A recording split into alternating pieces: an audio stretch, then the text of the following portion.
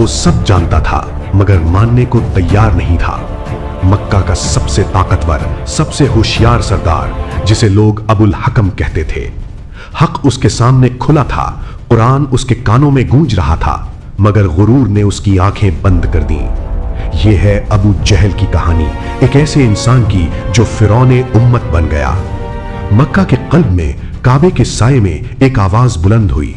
मोहम्मद मुस्तफा सल्लल्लाहु अलैहि वसल्लम ने तौहीद का पैगाम दिया। लोग झूम उठे, गरीबों, गुलामों और कमजोरों के दिलों में उम्मीद जागी। मगर बनु मखजूम का सरदार अम्र बिन हिशाम, जिसका गुरूर आसमान छू रहा था, यह बर्दाश्त न कर सका।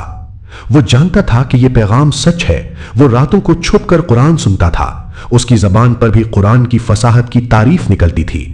मगर कबीला की बरतरी, ताकत का नशा और अबुल हकम का लक़ब सब कुछ उसे रोके हुए था।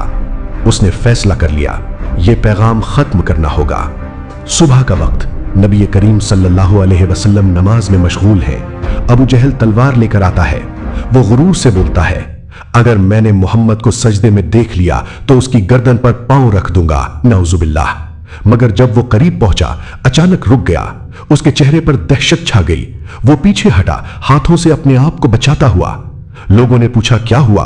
उसने कहा, मेरे और उसके दरमियान आग का गढ़ा था, डरावने परिंदे। नबी सल्लल्लाहु अलैहि वसल्लम ने फरमाया, अगर वो करीब आता तो फरिश्ते उसके टुकड़े टुकड़े कर देते। अबू जहल ने मुसलमानों पर वहशियाना जुल्म शुरू कर दिया। गुलामों को तपती रेत पर लिटाया जाता, पत्थर रखे जाते। बिलाल हबशी रदियल्लाहु अन्हु को कुत्ते छोड़े जाते। अमीर लोगों का कारोबार तबाह किया जाता। वो कहता, अगर तुम मोहम्मद के साथ हो तो तुम्हारी इज्जत, माल सब छीन लूंगा। मगर ईमान वाले डटे रहे। गुरूर की आग मजीद भड़क उठी। एक अजनबी ऊंट लेकर आया। अबू जहल ने ऊंट खरीदे मगर कीमत न दी। मजलूम शख्स कुरैश की मजलिस में मदद मांगने लगा। लोगों ने मजाक उड़ाते हुए नबी सल्लल्लाहु अलैहि वसल्लम की तरफ इशारा किया। हुजूर उठे, सीधा अबू जहल के घर गए। अबू जहल का रंग उड़ गया। वो बाहर निकला और हक अदा कर दिया। बाद में उसने एतराफ किया कि उसने एक भारी ऊंट देखा जो उसे खा जाने को तैयार था।